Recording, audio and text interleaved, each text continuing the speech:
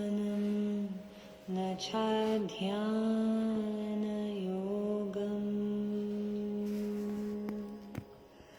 न जानामि तन्त्रं न च स्तोत्रमन्त्रम्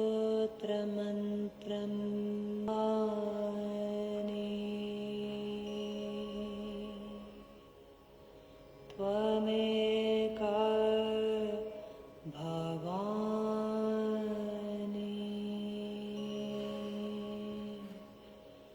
त्वमेका भवानि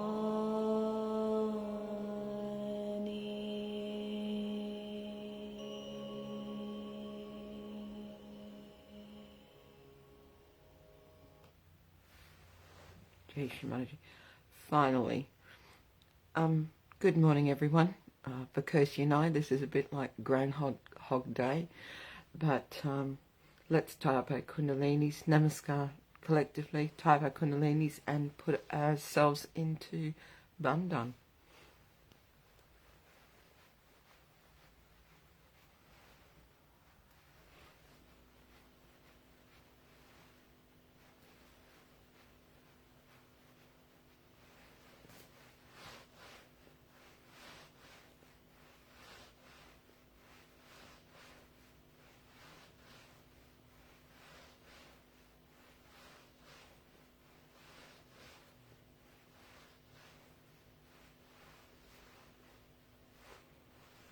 And we'll do Shri Mataji's 3 great mantras. You got this.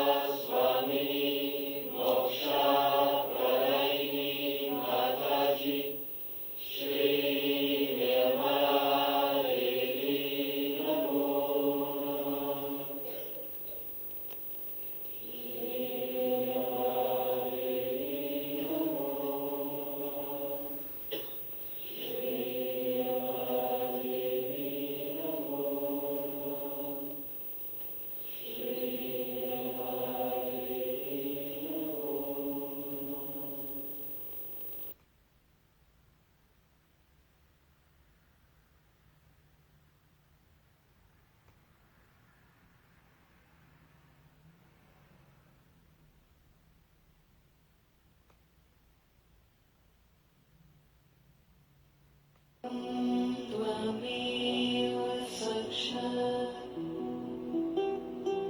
श्रीगणेश साक्षात् श्री आदिशक्ति माताजी श्री देवी नमो नमः।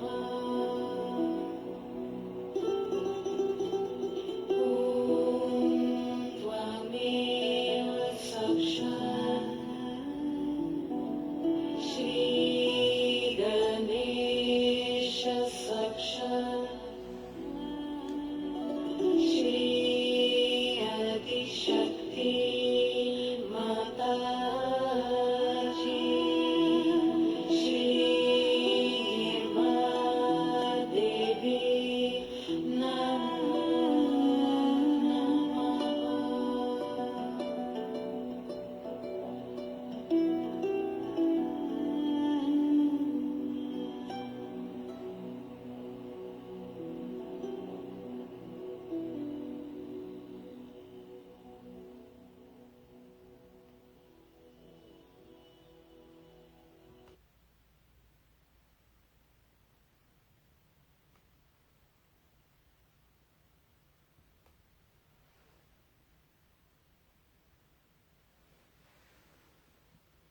just take a few moments,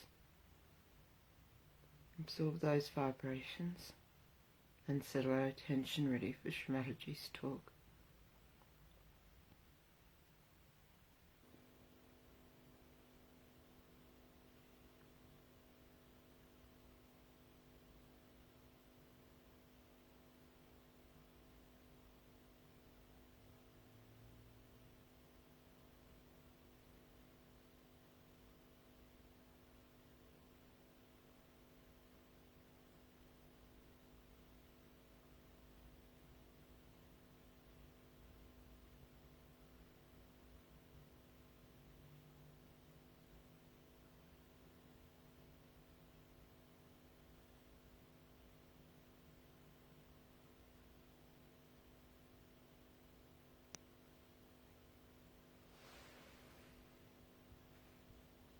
The talk we're going to listen to this morning is called At Sahaja You Become a Global Personality, and it was Kabbalah 1998.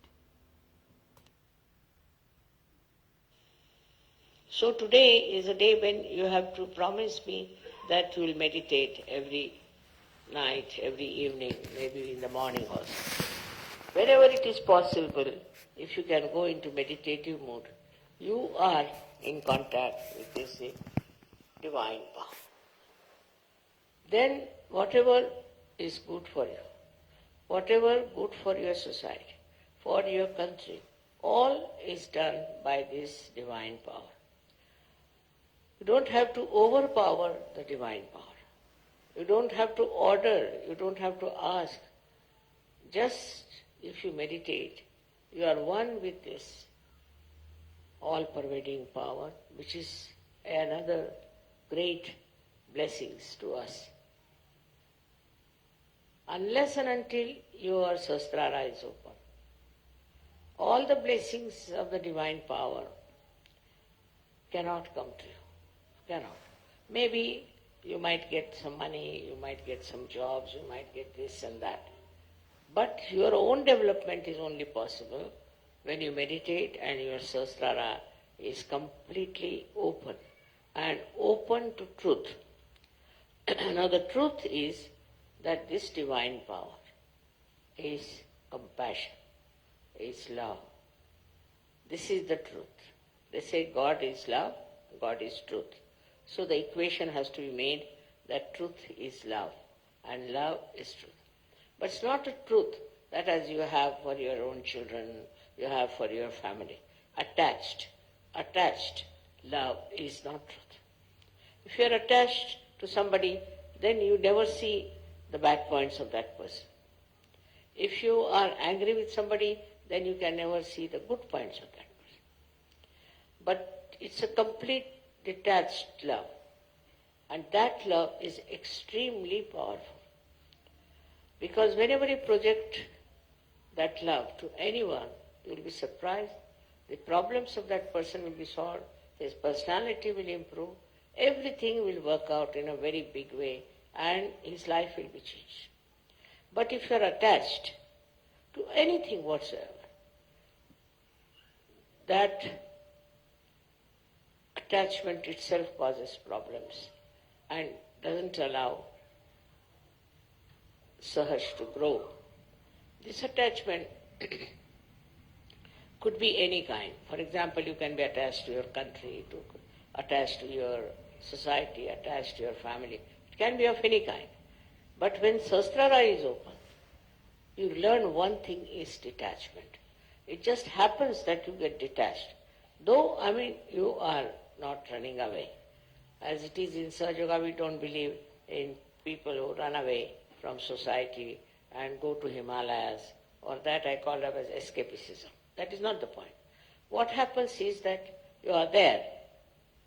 You see everyone, you watch everyone, you know everyone, you are close to everyone, but you are a detached person. It's a state of mind that you achieve when Sahasrara is open. Then that state you are dealing with people, you are dealing with problems, you are dealing with situations, but you are not involved in it. There's no involvement. And that involvement which you had before can never give a complete insight what is happening, what is the truth is about any situation. So this detachment helps. The greatest thing of the detachment is that you are not affected. No use saying that, oh, you are not affected, mother, so how can you feel for another person? How can you have compassion for another person? Because if you feel for another person, then only you can solve the problem. But this feeling that you have is again a kind of an attachment. It is not a real feeling, because it doesn't help. The person is crying, you are also crying. The person is troubled, you are also in trouble. And this does not help that person, nor will it help you. So to have detached in no way means you do not feel the another person. You do feel. You feel the agony of that person, the trouble of that person, of the whole society sometimes, and of the whole country.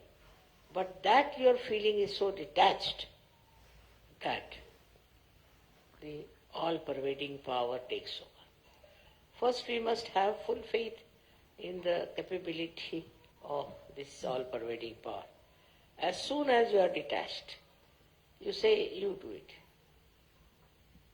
Finished. Once you say that you are going to do it, it's you who is going to do it, whole thing changes completely, because you transfer all your responsibilities, all your problems to this divine power, which is so powerful, which is so capable, which can work out anything.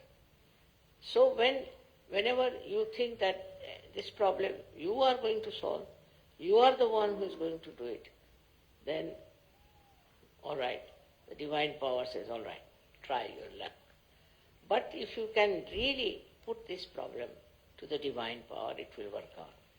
We have all kinds of problems in Sahaja Yoga, especially when we find that people are not so much attracted to Sahaja Yoga. They are few in number, then you feel very bad about it. But have you tried to meditate on this point, and have you tried to put this problem to the divine power? Why should we worry when we have divine power available through our sastra? Why should we worry? Why should we think about it? Just leave it to the divine power. If that is possible, if that you can achieve, it is very difficult for human beings, because they live with their ego, they live their conditionings. But if that attachment to all these things goes away, then what you do is just leave things to this power. Krishna has said in his Gita, Sarva dharmanam parityajya mamekam sharanam vaja. Forget about earlier dharmas. Dharmas meaning that we have a dharma of a wife, of a husband, of a member of the society. All of them have their own dharma. But he says, leave them and leave it them to me, and I'll manage. This is it we have to learn, is to say that it's this divine power which will solve our problems. As human beings, it's a very difficult state. And this state only can be achieved through meditation. But I'm not saying that you go on meditating for hours together, not necessary. But with full faith in yourself and in the divine power. If you work it out, I'm sure it's not difficult to rise to that state of consciousness. That is what we have to achieve. It's possible for men as well as for women. They don't have to think, how can we, mother, do it after all? See, all such people are no good for Sahaja. Those who have diffidence about themselves cannot do anything. But those who are surrendered and those who think they can do it can manage all this transfer of their power to the divine power. Just put it on the divine power. Now supposing I have a car which can drive me down. So, if I have a car, then I don't put bullocks on it, that I don't push my car. I just sit inside and use it. In the same way, if you have this great power around you, if your Sahasrara is absolutely, completely submerged in it, then you will be amazed how things work out for yourself. I will give you an example of Sahaja. He is no more now. He was a fisherman, ordinary fisherman, but also he was educated, so he was working in a bank. This one was going one day to do some Sahaja work, and he had to go by boat. So when he came out, he saw the whole place was clouded and it was about to burst out into a big havoc. So he got very much perturbed about it, that what is this? Immediately his Sahasrara was so open and good. Immediately he said, now I leave it to this divine power to stop all these things happening. I don't want it to rain and to have any problem till I come back home and go off to sleep. And it was surprising. People told me that, Mother, the clouds and everything were there all throughout, but it did not rain, did not do anything, and there was no chaos of any kind. He went to another island where he had to go, he did Sahaja and came back. And then when he went to sleep, then only everything started pouring down. So nature, everything, every leaf, every flower, everything is worked out through the divine power. So we should not have our ego that we can do something ourselves, we can manage ourselves. Once you have that kind of a thing, you are not yet that much developed, you are not that much grown up in Sahaja. But to grow up in Sahaja should not be difficult for you, because you have guidelines. Those people who got their realization, very few of them, like Sufis, and we had some saints in India, all of them, how much they must have struggled. Nobody to guide them, nobody to help them, nobody to tell them about what they can achieve. And despite that, they were very satisfied people, very happy people, and they worked it out so well. They saw the whole world with another angle, as you can also see. But they were not upset, and they had such self-confidence. They had such knowledge of their own that they achieved through their meditative process. And the way they have written books, some of them are so great. It's very surprisingly how they have achieved these great verses, such full of knowledge. One cannot understand that they had no guidance, nobody was to tell them. But one thing with them was that they always tried to look after their Sahasrara. Now one thing is there obstructing Sahasrara is the movement of your Agya into thoughts. That's the only thing. That's the only thing that stops your entry into Sahaja. Thoughts are coming all the time. Because a human being is born who reacts to everything. React to this and react to that, and the thoughts come in and thoughts go. There's a big crowd of thoughts. Because of that, your attention cannot cross over Agya and can reside in the Sahasrara. So first of all, one should see what sort of thoughts are coming. You have to condemn yourself sometimes. You have to say, what nonsense, what have I been doing? What's the matter with me? How could I do all that? Once you start doing that, these thoughts will start disappearing. These thoughts are coming from two angles, one from the ego and another from your conditionings. And these are so much built up within you that they don't allow your Agya to be crossed. That's why we have two Bija mantras of Amuksham. First one is When it is conditioning, you are endowed with this kind of a fear. I shouldn't do like this, I shouldn't do like that, is not allowed, that is not allowed. That's the conditioning part of it. Conditioning can be of many types. But the ego part of it is that I must overpower everybody, I must get this, I must be able to rule everyone. These two things are there in the mind which are all the time crossing. So it's important that we should go into thoughtless awareness. And that thoughtless awareness is the real way that your Sahasrara can be nourished by the Kundalini. Because Kundalini cannot go through, cannot pass through. And for that, as I said, there are two Bija mantras. One is Ham, another Ksham. So if you are conditioned, you are frightened, you are afraid, and you had ideas about yourself. These days, the way people are describing, they'll say, I'm an extrovert. Somebody will say, I'm an introvert. Somebody will say, I'm hippie, I'm that. All kinds of things they can have attributed to themselves. But these ideas are all coming from outside. They are not from inside. To get to the inner side of yourself, to the subtler side of your being, you must allow the Kundalini to go through the Agya. To cross the Agya is a very important thing in modern times. And for that you have to meditate. If you can meditate with complete faith in yourself, this Agya can be opened up with surrendering to the Divine. You have to surrender yourself to the Divine. And when this Agya opens, you'll be amazed. Your Sahasrara is just waiting to transfer, to give you all the help that you need through the all-pervading power. Your connection of Sahasrara with the all-pervading power is established.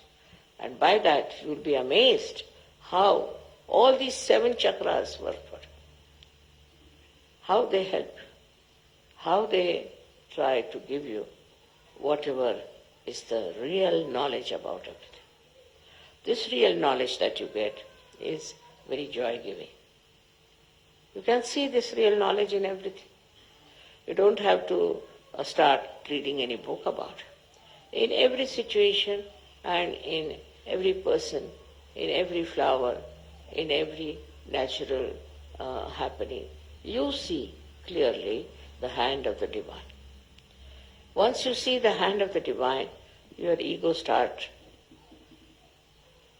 disappearing. Once you say that it's you do everything. Kabira has said something great about this.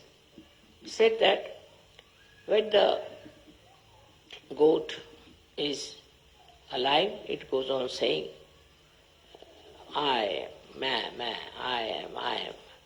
But when it is slaughtered and its intestines are made into strings which are used for cleaning the cotton, then it said, tu hi, you are. See, in this symbolic way, they have suggested that you have to become dissolved into this divine power. It's the divine power that does everything. What am I? I was just a drop, and I fell into this ocean of awareness of the divine power. And that is taking over and working it out. That will help you a lot to be a great servant. You develop curing powers, but still you are not proud of it. You developed, of course, awakening powers, you are not proud of it. You develop so many creative powers, and you are not proud of it. You become really very, very creative, extremely creative. But the greatest thing happened to you that you become a global personality. So you start seeing the problem of every country, of every other nation where they have problems. But these problems, when you see, you don't see like other people, because others may like to use it for their own purpose, maybe for media, maybe for something. What you want to see is that these problems are solved.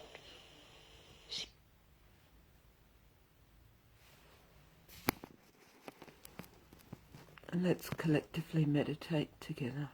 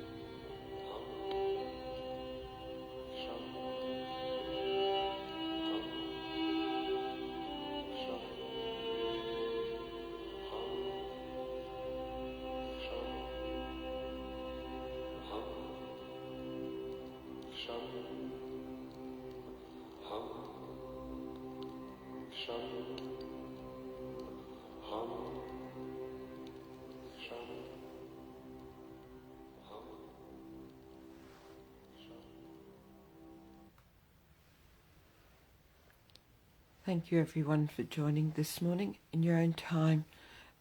When you're ready, tie up your kundalini, put yourself into bandhan, namaskar, and have a really wonderful day. Jai Shri Mataji.